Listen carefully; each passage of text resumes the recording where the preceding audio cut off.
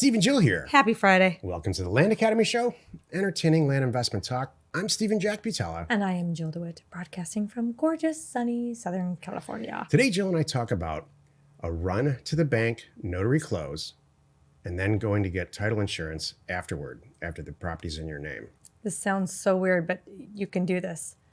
And it's not. It's okay. Yeah, it's not complicated. Right. It's just a step-by-step process, and it accomplishes one of the most important things in a real estate transaction that you could ever hope for, which is speed. Yep.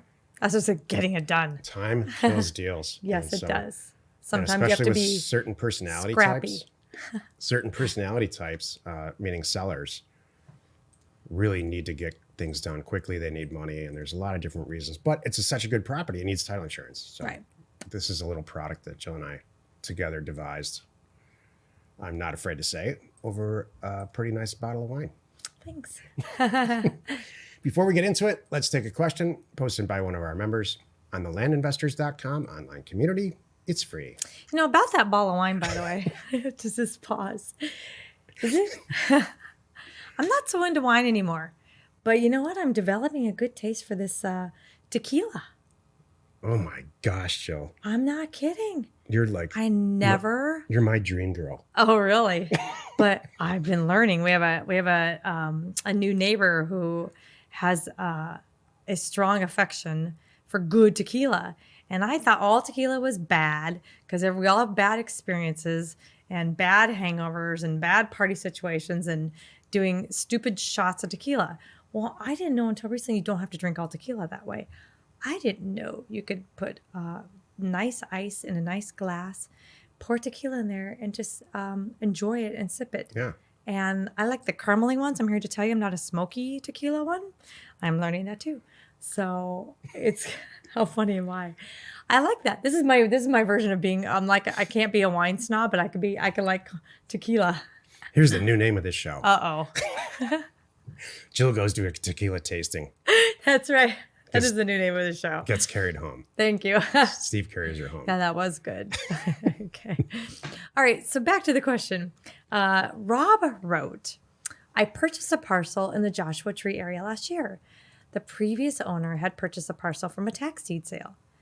I sold the parcel for double what I bought it for a short while later. We do this all the time, exactly this situation. Yep. A few months later, after the sale, the person who bought the parcel from me asked if he could have the previous owner sign a notarized affidavit so that he can get title insurance. The question is, do I need to do this? I would prefer not to bother with the previous owner, but I would if you all agree I should. And that looks like some of our members, I know we're going to have our own opinion here in a second, but Kevin nails it here. Kevin, our moderator, already wrote in and gave him a really good answer. Kevin wrote, Rob, this happens sometimes when the property that we self-close is resold. The title company can request the affidavit, and I let them handle it. I think it looks more official, etc., when it comes straight from the title company. I agree. I would avoid doing their legwork for them. There's another good reason. Provide them the contact information and let them do the rest. Good luck on this. And that's perfect. That's exactly right. So that's how we do it. Somebody buys a property at a tax sale. They sell it to you. Good for them. Mark it up a little bit. You resell it for twice what you paid. Good for you. The person you sell it to, even better. Sell it to somebody else for probably retail value, and that person expects title insurance, which I understand. The title agent, if they're good, is going to send you a tiny little packet, probably requires 2, maybe 3 signatures, that just says, essentially, if you really read it, because we get these probably once a month. We've been on, you can imagine, on almost 16,000 properties, we get stuff from 2004. Right. And if you really read the fine print, and I have, what it says is, you are signing this affidavit agreeing that you own the property and that you own this company that owns the property during this time. So I'm not a big sign without reading person at all. I read everything, and that is well within my risk threshold to sign. Just, I promise I owned it from this day to this date, and that's me. Done. As you'll see in a second, this question is very tied to this topic. Today's topic, run to the bank, notary close, and then get title insurance afterward. This is the meat of the show. Jill got a big smile on her face when I read her this title and what I really thought it meant. So we have a deal like this going on right now. You want to fill us in? Sure.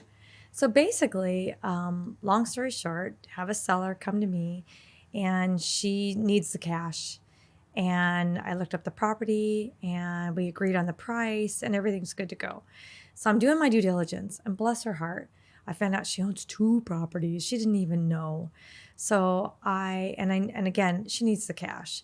So normal circumstance, she's in a hurry. Her husband passed on, I'll tell you right now, and she's actually ill herself. And I really want to help her out. And that's why she's reaching out, because of the service what we're providing. And I will follow through and I will pay her cash and I'll get it to her quickly because she really needs it. So I looked at the property, did all my homework. It was like several calls to the county too, just to confirm. I need to make sure, because on the deed, I'll get into deed. Well, let me give you the big picture, then I'll get into the details. So anyway, she needs to close. I found the other property. I called her, let her know that I'm happy to buy both. I'll double the price, because that's who I am. And she's like, bless you, child, kind of thing. That's really kind of it. And because she's really elderly. And I said, all right, we're going to do it on Friday. And so by the time it airs, it's like today. And we're going to get it done right away, pay her the cash. Now, behind the scenes, what's really going on is I want title insurance, because these are really good properties that I would normally want to run them through escrow and spend the time and get title insurance. And so when I go to sell them, I'm good to go. But you know what? I made a commitment to her and she really needs the money. So I'm following through with what I'm doing, and it's taking a little more time, a little more work, and it's going to cost me more in the end. But I'm following through again with my commitment to her and making it easy. So we're doing our own self-close on these properties. Then I'm going to go, once it's all done, I'll go back and open up a official title, escrow, and get a policy issued on both properties. And so what'll end up probably happening is that when we seek this title policy out, the affidavit that we were talking about earlier in the question, that will get sent to our seller, and she'll sign it. Sign one more time. And because Jill's being so nice about this, you have a choice when you get these affidavits. You can put them in the shredder. You can just, you can say, I sold the property. This is what we were talking about yesterday. There's cricks all around you.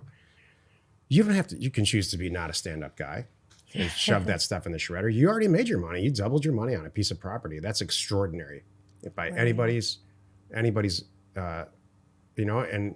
you only put yourself at slightly more risk by signing this thing. So everything that you would ever really truly be taught in, Wall Street business school is you have nothing to gain to sign this document except doing the right thing and being a good stand-up person. And so she will sign this because Jill's established her trust to the point where Jill's asked her to do it, and she got a cashier's check. Right. What's interesting is that people don't realize that you can do it this way. And this is one of the reasons that you would. You want to, maybe it's, like a run of the bank situation too. Like she needs her money more than I need to acquire the property. She's not going anywhere. There are some special circumstances. I had to figure out some of the title issues. Yeah. And make some extra calls. There's some special things that I've got to do that I know how to do. So it's not a problem for us to do it this way. But a lot of people, they might go, holy cow, get these calls now. Then I need to go buy this property right now before this guy changes his mind. Yeah. And that would be a reason that you do this too. It's a property that you do all your own due diligence.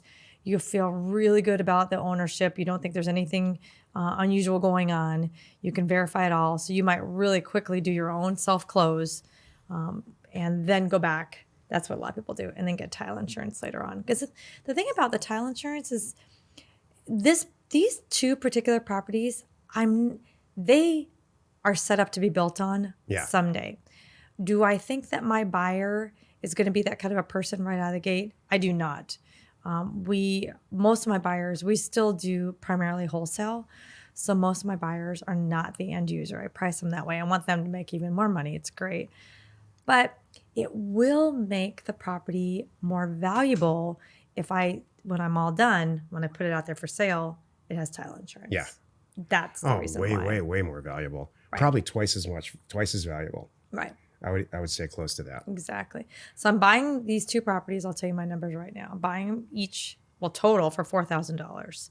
So I will probably sell them for probably $10,000 to $12,000 each. You think lower, 8? No, I think one property in particular is worth $80,000 wholesale. Well, my 10 to 12 is pretty good then. No, it's 80,000 wholesale. Okay, I don't know about that. Okay. I didn't look back. If you think so, I get it. Yeah. All right. I'll support that if you'd like. Okay. I have Anyway, to ask you, how did you come up with that number? my offer price? No. I came up with the offer price number. Well, I backed it into the way you usually price things. Yeah. These are I was jumping up and down when these came in. Okay. I was just jumping up and down to sell them I knew 10 to 12 easy because I know the area. 10 to 12 each? Yes. All right, so. We'll talk. I mean, I think we could. Excuse me while we have a business discussion. We could wholesale these out to our existing group, I think, and net 30 to 40,000, and feel great about the fact that they're easily worth 80, probably wholesale on top of that, and I would walk away happy. Okay, you know what? This should be a show. No, seriously, no, it is a show. I'm just saying. Here's what we should do another time for a show. You and I should both sit down together and look at a property and talk about it. About what we think we were going to do with it, what we're going to sell it for, why, justify it, look at our numbers. That's a show. I'm taking notes right now. I think that would be Once fun. these are purchased, we should do it in this venue. That would be good. Hey, we know your time's valuable. Thanks for spending some of it with us today. Anyway, join us next time for another interesting episode. And we answer your questions posted on our online community found at LandInvestors.com. It is free. You are not alone in your real estate ambition. We could do that. Every time a mailer goes out, that's a regular mailer for this, for what we do for this type of product, which was a regular mailer for this. I expect a tremendous amount of anger and hate. And then I expect someone who says, you know what, I got to close this deal today. And a couple people, not one, but maybe 3 to 5 people that say, that are in this situation where they're like, yeah, your timing is perfect. I just want to get out of this thing. Just let me know. Yeah. And then there's a few negotiation deals. It's really consistent. And this mailer's we hit our numbers perfectly. Yep. Are you happy with it? I'm very happy. Wherever you're watching or wherever you're listening, please subscribe and rate us there. We are Steve and Jill. Information and inspiration to buy undervalued property.